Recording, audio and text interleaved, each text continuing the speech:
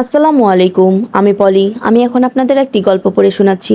গল্পের নাম ইট পাটকেল। লিখেছেন সানজিদা বিনতে শফি। পর্ব সংখ্যা 43 থেকে 45 পর্যন্ত সবগুলো একসাথে পড়ে শোনাচ্ছি। হসপিটালে এসে সবার আগে মর্গে গেল আশমিন। ফ্রিজারের ড্রয়ার খুলে মায়া বেগমের বডিটা বের করে দেখালো মর্গে কর্মরত থাকা লোকটি। আশমিন এক দৃষ্টিতে তাকিয়ে রইল কিছুক্ষণ। সাদা ফ্যাকাশে মুখটায় হাত বুলিয়ে চোখ বন্ধ করে ফেললো। চোখ জোড়া খুলে এদিক ওদিক তাকিয়ে নিজেকে শান্ত করে গম্ভীর গলায় বলল, আমি আজ মাকে নিয়ে যাব এখান থেকে। তারা বিদায়ের প্রস্তুতি নিন। ডক্টরের সাথে কথা বলে ফর্মালিটি শেষ করছি। এসে এক সেকেন্ডও দেরি করব না। নিজের কথা শেষ করে গটগট করে বেরিয়ে গেল আশমিন। লোকটা আশমিনের যাওয়ার দিকে হাঁ করে তাকিয়ে আছে। এই মহিলা আশমিনের মা? আশমিন কি তাকে মা ডাকলো? নিজের কানকে বকাঝকা করে লাশ রিলিজ করতে ব্যস্ত হয়ে গেল সে। আশমিন নিজের কেবিনে ঢুকে ফ্রেশ হয়ে নিল। বাড়িতে যাওয়া হচ্ছে না অনেক দিন। হসপিটালটাই যেন তার বাড়িঘর হয়ে উঠেছে। লুবানা সুখকে নিয়ে বসে আছে। পাখি এখন আগের থেকে অনেকটা সুস্থ। তবে তাদের খাওয়ানো নিয়ে বেশ বেগ পেতে হচ্ছে লুবনাকে। বাইরে কেনা বেবি ফুডের কোনো দুধই খাওয়াচ্ছে না তারা। যতবার খাওয়াতে যায় ততবারই সব উগলে দেয় তারা। কয়েকদিনে মেয়ে দুটো খুব শুকিয়ে গেছে। তানবীর এই কয়দিন চৌধুরী ইন্ডাস্ট্রিজ আর আরএস ইন্ডাস্ট্রিজ হ্যান্ডেল করে ক্লান্ত হয়ে গেছে। অমি আর সানবিও আছে তার সাথে। তবে তানবীর এভাবে খেটে অভ্যস্ত নয়, তাই তার অবস্থা নাজেহাল।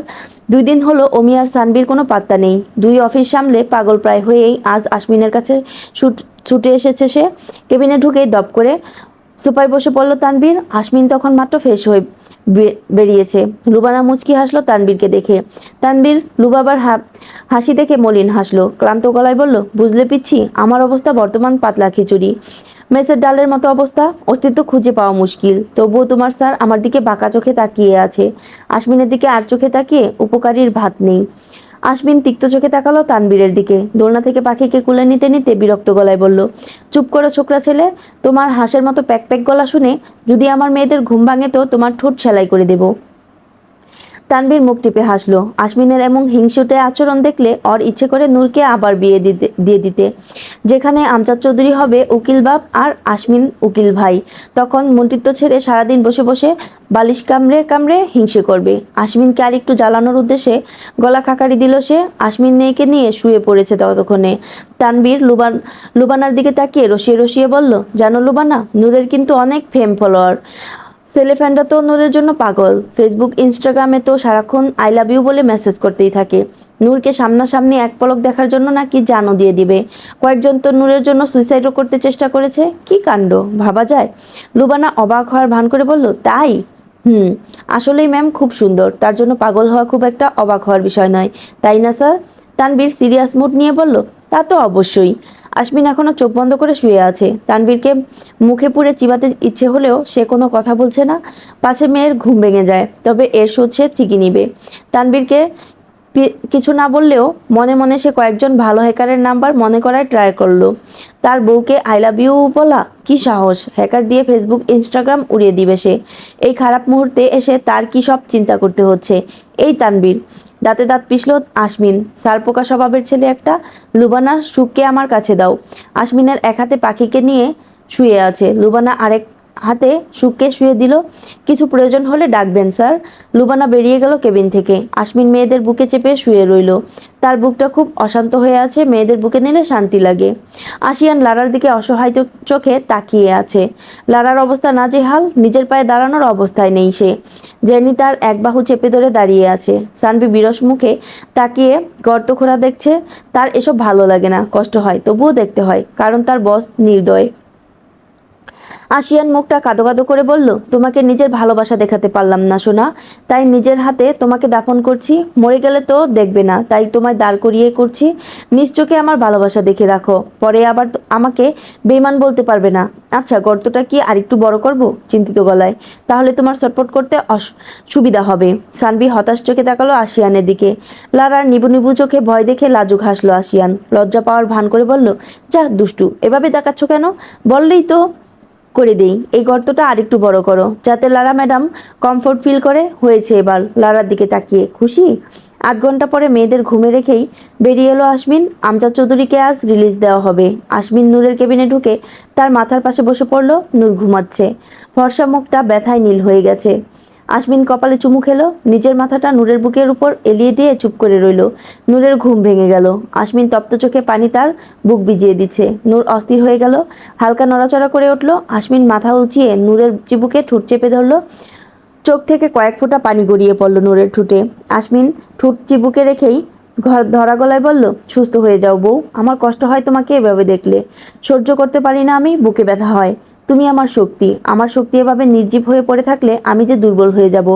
কেন এমন করলে নূর? এমন সিদ্ধান্ত নেওয়ার আগে আমাকেই মেরে ফেলতে। এভাবে বাঁচিয়ে রেখে যন্ত্রণা দেওয়ার চেয়ে মরে যাওয়া সুখের হতো। নূর কিছু বলতে পারল না, চুপচাপ চোখের পানি ঝরাচ্ছে সে। আসমিন চোখ তুলে তাকালো নূরের দিকে। নূরের অশ্রুসিক্ত চোখে চুমু খেয়ে চোখের পানি মুছে দিল। কেঁদো না বউ, ভালোবাসি তো, কাঁদলে কষ্ট হয়। এই বউ, আমার না একটা লম্বা লম্বায়া চুমু খেতে ইচ্ছে করছে। খাই, প্লিজ প্লিজ প্লিজ। নূর কান্না রেখে হতাশ চোখে দেখালো। আসমিন অনুমতির অপেক্ষায় নেই, নূরের ঠোঁটে ঠোঁট ডুবিয়ে গাঢ় চুমু খাওয়ায় ব্যস্ত হয়ে পড়েছে সে। ব্যথায় জর্জরিত নূর স্বামীর আদরে সিক্ত হয়ে উঠল। আবেশে চোখ বন্ধ করে অনুভব করতে লাগলো স্বামীর পাগলামি। আসমিন নিজের কাজ শেষ করে সরে আসতে নিজেই নূর নিজের মাথাটা হালকা উঁচু করে চুমু খেলো আসমিনের ঠোঁটে। আসমিন চোখ বড় বড় করে তাকিয়ে রইল, অবাক হওয়ার ভান করে বলল, বউ তুমি আমাকে আদর করেছো? আমার তো বিশ্বাসই হচ্ছে না। ঝটপট আরেকটা দাও তো, একটু বিশ্বাস করার ট্রাই করি। তুমি কিন্তু দিন দিন রোমান্টিক হয়ে যাচ্ছ। আগে যদি এত রোমান্টিক হতে তাহলে আজ আমাদের ডাবল টুইন্স হতো। দুটো মেয়ে আমার একার মেহনতের ফল। তখন আলসেমি না করলে তোমার কি ক্ষতি হতো? নূর বিরক্তিতে চোখ বন্ধ করে ফেললো। একটা চুমু খাওয়ায় যে এই লোক ওকে কামচোর বলবে, এটা তার কল্পনায়ও ছিল না। মনে মনে শপথ করলো আর কখনো আসমিনকে চুমু খাবে না। আসমিন মুচকি হেসে বেরিয়ে এলো। বউকে রাগানোর মধ্যে আলাদা মজা আছে। নিজেকে তখন রাজা রাজা মনে হয়। বউকে রাগানো চারটিখানি কথা নয়, কলিজা থাকতে হয়। আমজাদ চৌধুরীকে নিয়ে মায়া বেগমের কবরের পাশে দাঁড়িয়ে আছে আসমিন। কিছুক্ষণ আগেই দাফন করা হয়েছে তাকে। আমজাদ চৌধুরী নিজ হাতে কবরে শুয়ে দিয়েছে মায়া বেগমকে। গুটি কয়েক মানুষ নিয়েই দাফন কাজ সম্পূর্ণ করেছে আসমিন। আশিয়ান, সানভি, তানভীর, অমিসহ আরও কয়েকজন পুলিশ এসেছে। বাহাদুর হসপিটালে নূর আর সুখ পাখির সাথে আছে। আমজাদ চৌধুরীকে কড়া সিকিউরিটিতে বাসায় পাঠানো হয়েছে। সারা বাড়িতে 200-র উপরে গার্ড রাখা হয়েছে। বাড়ির ভিতরে প্রশিক্ষণপ্রাপ্ত লেডিস গার্ড রাখা হয়েছে। আসমিন আমজাদ চৌধুরীকে নূর সুস্থ হওয়ার আগ পর্যন্ত হসপিটালে থাকতে বলেছিল। আমজাদ চৌধুরী জোর করে বাসায় চলে এসেছে। হাসপাতালে তার দম বন্ধ হয়ে আসছিল। বাড়িতে এসে আরও বেশি খারাপ লাগছে তার। মনে হচ্ছে জেলখানায় চলে এসেছে। মায়া বেগমের জন্য তার প্রচণ্ড খারাপ লাগছে। বাড়িতে ঢুকে খারাপ লাগাটা বেড়েই চলেছে। অদ্ভুত এক শূন্যতা গ্রাস করে নিচ্ছে তাকে।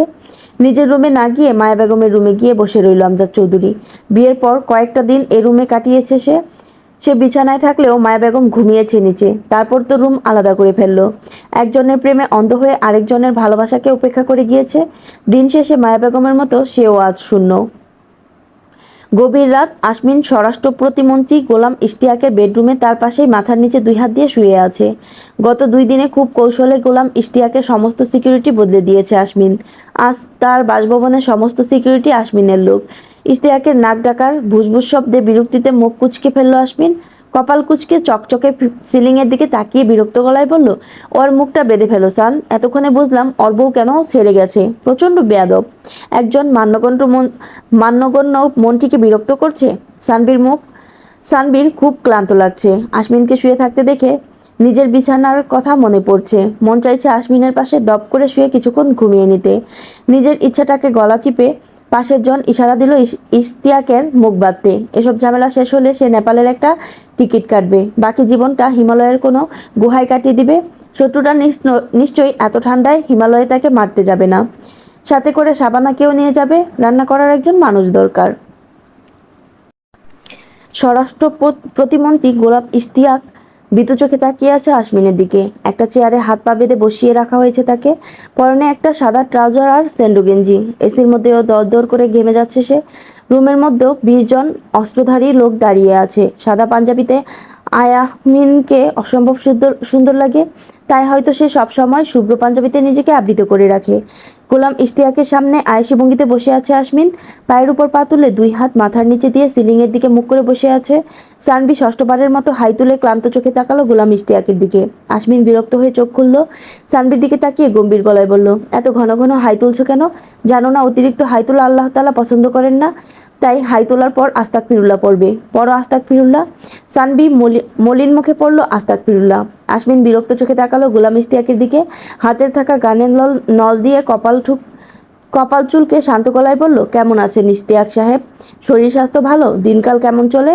রাতে বিরিয়ানি কেমন ছিল? আমি পাঠিয়েছি, পুরান ঢাকার বিখ্যাত কাচ্চি। শুনলাম আপনি 2 প্লেট খেয়েছেন, সত্যি নাকি? এজন্যই তো এত বড় ভুঁড়ি। কোমর ভেঙে পড়লে কি হবে ভেবে দেখেছেন? আপনার বাথরুমে যদি আপনার হাতে সেফ না থাকে, তাহলে জনগণ কিভাবে সেফ থাকবে বলুন তো? সানভি হতাশ চোখে তাকালো আশমিনের দিকে। কোথাকার কথা কোথায় নিয়ে গেল? আশমিন সোজা হয়ে বসে সিরিয়াস ভঙ্গিতে বলল, এর চেয়ে বেশি ফর্মালিটি করার মুড না ধৈর্য কোনোটাই আমার নেই বুড়ো। তাড়াতাড়ি ঢাকনা খোল আর তোর ভিতরের আবর্জনা বের কর। আমিও দেখি তোর ভিতরে কতটা নর্দমা আছে। একটাও যাতে তোর পেটের ভিতর অবশিষ্ট না থাকে, তাহলে তোর নলের মতো পেট লাথি মেরে ফাটিয়ে কথা বের করব। নে শুরু কর। গোলাম ইশতিয়াক ভড়কে গেলেন। মন্ত্রী পরিষদ এমনকি দলের সবাই আশমিনকে শান্ত গম্ভীর হিসেবেই চেনে। রেগে গেলেও সে ঠান্ডা মাথায় কথা বলে। আশমিনের এমন ভাষা শুনে শুধু গোলাম ইশতিয়াকই নয়, সানভিও অবাক হয়েছে। গোলাম ইশতিয়াককে এভাবে তাকিয়ে থাকতে দেখে আশমিন সত্যি সত্যি তার পেট বরাবর নিজের সমস্ত শক্তি দিয়ে এক লাথি মারল। কাঠের চেয়ার ভেঙে নিচে পড়ল ইশতিয়াক। ব্যথায় কুকিয়ে উঠল সামান্য, মুখ দিয়ে গলগল করে রক্ত বের হচ্ছে। দুজন গার্ড এসে আবার বসিয়ে দিল তাকে। আশমিনের শান্ত চেহারা রক্তিম আকার ধারণ করেছে। শিকারী চোখ জোড়া দিয়ে হিংস্র বাঘের মতো তাকিয়ে আছে সামনের মানুষটার দিকে। আশমিন তার দিকে ঝুঁকে গলা চেপে ধরে দাঁতে দাঁত চেপে বলল, আমার পরিবারের দিকে হাত বাড়ানোর আগে নিজে বাঁচার ব্যবস্থা করা উচিত ছিল না? এখন তোর কি হবে? ক্ষমতা আর টাকা নিয়ে কবরে যাবি? দেখা তোর ক্ষমতা, নিয়ে আয় তোর টাকা। দেখ বাঁচতে পারিস কি না। আমার মেয়েদের আঘাত করেছিস। আমার ভালোবাসা আজও জীবন মৃত্যুর মাঝে ঝুলে আছে। প্রতিদিন যন্ত্রণায় নীল হয়ে যায় ও। তাকাতে পারি না ওর দিকে, বুকটা পুড়ে যায়। বুঝিস তুই? ইশতিয়াকের চোখ বড় বড় হয়ে গেছে। আর কিছুক্ষণ এভাবে থাকলে জান বের হয়ে যাবে নিশ্চিত। আশমিন ছেড়ে দিল। শান্ত ভঙ্গিমায় গিয়ে আবার চেয়ারে বসে পড়ল। ইশতিয়াক কাশতে কাশতে নিচে বসে পড়েছে। সানভি তার দিকে এক গ্লাস পানি এগিয়ে দিল। পানি খেতে ডকডক করে খেয়ে নিল সে। আশমিন এখনো নীরব চোখে তাকিয়ে আছে। ইশতিয়াক সেদিকে তাকিয়ে কাঁপা কাঁপা গলায় বলল, মিসেস চৌধুরীর সাথে আমার ডিল হয়েছিল। তার জোগাড় করা মেয়েগুলোকে পাচার করতে সাহায্য করলে আমাকে মোটা অঙ্কের একটা কমিশন দেওয়া হবে। গত 5 বছর যাবৎ আমি তাকে সাহায্য করছিলাম, কিন্তু এর মধ্যে আপনি সব কিছু জেনে ফেললেন। লাস্টবার যখন মেয়েগুলোকে উদ্ধার করলেন, তখন আমাদের অনেক লস হয়েছিল। বিদেশি পার্টি থেকে কোটি কোটি টাকা নেওয়া হয়েছিল, তাই মেয়ে দিতে না পারায় তারা খুব চাপ দিচ্ছিল। মিসেস চৌধুরীকে না পেয়ে সেই টাকা তারা আমার কাছ থেকে নিয়েছে। দিতে অস্বীকার করেছিলাম, এতে তারা আমার মেয়েটাকে মেরে ফেললো, তাই বাধ্য হয়েই দিতে হলো। না হলে আমার ছেলেটাকেও মেরে ফেলতো। টাকা আর মেয়ে হারিয়ে আমি পাগল হয়ে গিয়েছিলাম। আপনাকে বরবাদ করতে চাইছিলাম, সেই সুযোগ করে দিল আপনার শাশুড়ি। সে চাইতো আপনার সন্তান আর আপনাকে সরিয়ে দিতে। আপনার মায়ের জন্য তার সারা জীবন নষ্ট হয়ে গেছে। সে তার স্বামীকে হারিয়েছে, তাই প্রতিশোধ নিতে চাইছিল সে। বাড়ির সমস্ত ইনফরমেশন সে আমাকে দিত। সে জানতো না আমি নূরকেও আক্রমণ করব। আমি আপনার মেয়েকে আঘাত করিনি। আপনার মেয়েকে নাফিসা শিকদার আঘাত করেছে। মায়া বেগমকে লাড়া মেরেছে। আমি শুধু নূর। আর কিছু বলতে পারল না ইশতিয়াক। আশমিন তার কপাল বরাবর শুট করে দিয়েছে। চোখ দিয়ে আগুন বেরোচ্ছে ওর। আবার ধোঁকা। আশমিন ইশতিয়াকের দিকে তাকিয়ে চিবিয়ে চিবিয়ে বলল, নূর নয়, ম্যাম বলা উচিত ছিল। You scoundrel. গানটা সানভির হাতে দিয়ে গম্ভীর গলায় বলল, এটা ওর হাতে ধরিয়ে দাও। পারফেক্ট সুইসাইড লাগা চাই। সানভি মাথা নাড়িয়ে সায় জানালো। আশমিন ফোন কানে নিয়ে বলল, সব কয়টাকে উপরে পাঠিয়ে দাও অমি, একটাও যেন বেঁচে না ফেরে। কাজ শেষ করে আধ ঘন্টায় আমার গোডাউনে দেখা করো। অমি আচ্ছা বলে ফোন কেটে দিল। সে এতক্ষণ আশমিনের অনুমতির অপেক্ষায় ছিল, আশিয়ান তার দিকেই তাকিয়ে। অমি ইশারায় সায় জানাতেই আশিয়ান ক্রুর হাসলো। পুলিশ কমিশনার আর তার চেলাদের দিকে তাকিয়ে ক্ষুব্ধ গলায় বলল, কার কলিজায় হাত দিয়েছিস জানিস? মিনিস্টার আশমিন জাইন চৌধুরীর বউ, মাফিয়া আশিয়ান শিকদার আর ভেজালমুক্ত অমি শিকদারের বোন আর ভাগ্নির দিকে। তোদের আর বেঁচে থেকে কি হবে? মরে যা। পরপর কয়েকটা গুলিতে কাজ শেষ করে বেরিয়ে গেল আশিয়ান আর অমি। জঙ্গলের সামনে গাড়ি দাঁড় করিয়ে রেখেছে আশমিন। বুকের ব্যথা আজ আবার বেড়েছে। সে যাকেই মা বলে ডাকে, সেই কেন এমন বিনাশিনী হয়ে ওঠে? তার মা ডাকটাই কি বিষাক্ত? গাড়ি থেকে বেরিয়ে টলমল পায়ে হেঁটে চলে জঙ্গলের গভীরে। শেষ রাত চলছে এখন। অনেকটা ভিতরে ঢুকতেই একটা খালি জায়গায় এসে থামলো আশমিন। আশেপাশেই কোথাও শেয়াল ডাকছে। আশমিন টান টান হয়ে শুয়ে পড়ল ঘাসের উপর। পাশের হালকা টিভির মতো উঁচু জায়গাটা জড়িয়ে ধরে ধরা গলায় গুনগুন করে গাইল, ওই চাঁদের টিপে মন ভরে না মা, দোল না দোলে মন ধুলে না মা। চাঁদের চোখে ঘুম যে নামে, চাঁদের পাশে মেঘ যে থামে। আমার পাশে নেই তো তুমি মা, তোমায় ছাড়া ঘুম আসে না মা। ঠুকরে কেঁদে উঠল আসমিন। মা বলে কয়েকবার ডেকে শক্ত করে আঁকড়ে ধরল কামিনী চৌধুরীর কবর। শুভ্র পাঞ্জাবি কবরের মাটিতে মাখামাখি হয়ে গেল। আসমিন সেদিকে পাত্তা না দিয়ে দুই হাতে কবরের ঘাস পাতা পরিষ্কার করতে লাগলো। মাঝে মাঝে হাত থামিয়ে জড়িয়ে রইল কিছুক্ষণ। কষ্টে তার নিঃশ্বাস বন্ধ হয়ে আসছে। তার ভাগ্যটা কেন এমন? কেন বারবার আপন মানুষগুলো তাকে আঘাত করে? যাদের আগলে রাখার কথা তারাই কেন ক্ষতবিক্ষত করে দেয়? রাতের শেষে হসপিটালে পা রাখলো আসমিন। কাপড়ে কাদামাটি লেগে আছে, রক্তিম চোখ দুটো হালকা ফুলে আছে। হসপিটালে উপস্থিত হতেই সানবি সহ বাকি গার্ডরা ঘিরে ধরলো আসমিনকে। বাহাদুর আর রফিক নিজের জায়গা ছেড়ে দৌড়ে এলো আসমিনের দিকে। আসমিন হাত ইশারায় থামিয়ে দিল তাদের। নিজের জায়গায় যেতে বলে নিজের কেবিনে চলে গেল। ফ্রেশ হয়ে নূরের কাছে যাবে। আজ মেয়েরও নূরের সাথে ছিল, তাই তার কেবিন একেবারে খালি। আসমিন কোন দিকে না তাকিয়ে ওয়াশরুমে ঢুকে গেল। মন মেজাজ খুব বিক্ষিপ্ত হয়ে আছে। নূরকে কিভাবে সামলাবে সেই চিন্তায় মাথা ফেটে যাচ্ছে আসমিনের। সানভি আসমিনের জন্য অপেক্ষা করছে। সারা রাত কোথায় ছিল তা সম্পর্কে কেউ কিছু জানে না। এভাবে চলতে থাকলে শত্রুরা যে কোনো সময় আক্রমণ করতে পারে। ঘাট ছাড়া বের হওয়াটা কোনোভাবেই আসমিনের জন্য নিরাপদ নয়। এটা বলার সাহস আপাতত সানবির নেই, তবুও সে দাঁড়িয়ে আছে।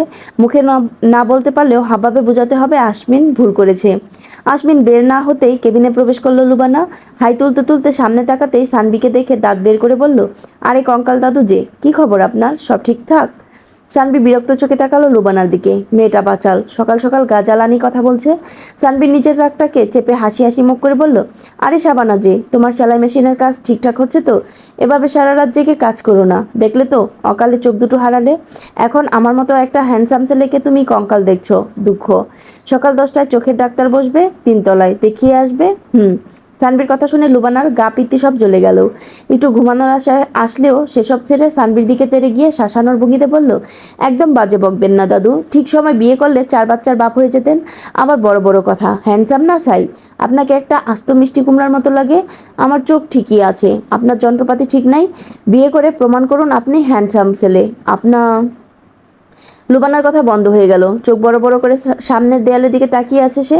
সানবির এক হাত তার কোমরে, আরেক হাত তার চুলের ভাঁজে।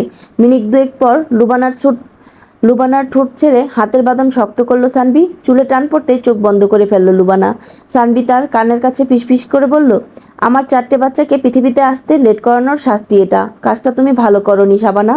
By the way, yummy. চোখ টিপে লুবানাকে ছেড়ে মুচকি হেসে বেরিয়ে গেল সানবি। লুবানা এখনো একইভাবে দাঁড়িয়ে আছে। আসমিন ওয়াশরুম থেকে বেরিয়ে লুবানাকে এভাবে দাঁড়িয়ে থাকতে দেখে দীর্ঘশ্বাস ছাড়ল। লুবানাকে কিছু না বলেই রুম থেকে বেরিয়ে গেল সে। কেবিন থেকে বেরিয়ে সানবি মুখোমুখি হলো আসমিন। সানবি করিডোরে দাঁড়িয়ে আছে। আসমিন তার দিকে তাকিয়ে পকেট থেকে টিস্যু বের করে এগিয়ে দিল সানবির দিকে। সানবি টিস্যু হাতে নিয়ে বোকার মতো তাকিয়ে রইল আসমিনের দিকে। আসমিন ইশারায় ঠোঁট দেখাতেই সানবি তাড়াহুড়ো করে মুছে ফেলল। এই মেয়েগুলো রাতের বেলা কেন লিপস্টিক লাগিয়ে ঘুমায়, আজব। আসমিন কেবিনে ঢুকে ধীর পায়ে এগিয়ে গেল নূরের দিকে। নূর পাখিকে বুকে জড়িয়ে ঘুমিয়ে আছে। চোখ দুলনায় ঘুমিয়ে আছে। এতক্ষণ হয়তো লুবানার কাছে ছিল সে। পাখি চোখ ঘুরিয়ে ঘুরিয়ে চারদিকে তাকাচ্ছে। একটু পরপর নিজের পা টেনে নিয়ে মুখে দেওয়ার চেষ্টা করছে। নূর ঘুমের ঘোরেই তা বারবার সরিয়ে দিচ্ছে। এতে মেয়ে খুব বিরক্ত হচ্ছে। নাক মুখ কুঁচকে ফেলে আবার পা মুখে দেওয়ার প্রস্তুতি নিচ্ছে। আসমিন হাসলো, যাকে বলে প্রাণবন্ত হাসি। এটাই তো সুখ, কলিজায় প্রশান্তির হাওয়া লাগা সুখ। শেষবারের মতো মেয়ের পা সরিয়ে দিতেই মেয়ে খেপে গেল। ঠোঁট ফুলিয়ে কেঁদে নূরের ঘুমন্ত মুখে কয়েক থাপা লাগিয়ে দিল। আসমিন শব্দ করে হেসে ফেলল। দ্রুত পায়ে এসে পাখিকে নিজের কোলে তুলে নিল। পাখিও বাবাকে পেয়ে আহ্লাদি হয়ে উঠল। এতক্ষণ ফুপিয়ে কাঁদলো, এবার চিৎকার করে কাঁদতে শুরু করলো। নূর ক্লান্ত ভঙ্গিতে উঠে বসলো। আসমিনকে দেখে অভিযোগের স্বরে বলল, দেখেছেন কি বিচ্ছু, একেবারে আপনার মতো হয়েছে। আসমিন মেয়েকে থামাতে ব্যস্ত। মেয়েরা সারা মুখে আদর করে মুচকি হেসে বলল মেয়ের সারা মুখে আদর করে মুচকি হেসে বলল, ডিএনএ টেস্ট সারা, এটাই তো প্রমাণ। আমার মেয়ে আমার মতো হবে না তো কার মতো হবে? ওর মনে হয় খিদে পেয়েছে। নূর চিন্তিত ভঙ্গিতে, মেয়েকে আগে খাইয়ে দাও। পাখিকে নূরের কোলে দিয়েই ওদের পাশেই ধপ করে শুয়ে পড়ল আসমিন। আসমিনের ক্লান্ত মুখের দিকে তাকিয়ে দীর্ঘশ্বাস ছাড়ল নূর। সারা রাত কোথায় ছিলেন? কাজ ছিল বউ। সে কি বেঁচে আছে? তার কি বেঁচে থাকা উচিত? আসমিন চুপ থাকলো। নূর দীর্ঘশ্বাস ছেড়ে বলল, তাকে একা করে দিন মন্ত্রী সাহেব। সে প্রতিশোধের নেশায় নিজের বিবেক হারিয়েছে। তার কাছে নিজের সন্তানও ম্যাটার করে না। সে আমাদের জন্য সেফ নয়।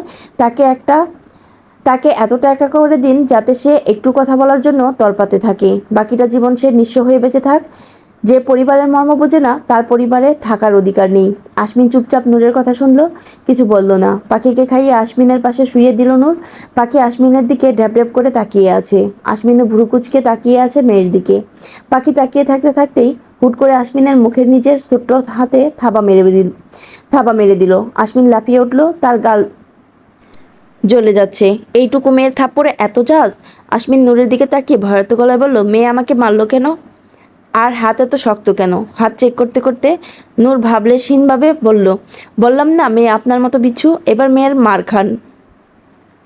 আশমিন পাখির হাত ছেড়ে নূরকে জড়িয়ে ধরল। নূরের কাঁধে থুতনি রেখে সিরিয়াস গলায় বলল, একটা কথা বলি, রাগ করবে না? কথাটা সিরিয়াস। নূর কিছু বলল না। আশমিন নূরকে আরেকটু শক্ত করে চেপে ধরে ফিসফিস করে বলল, আজ আমরা বাসায় চলে যাব।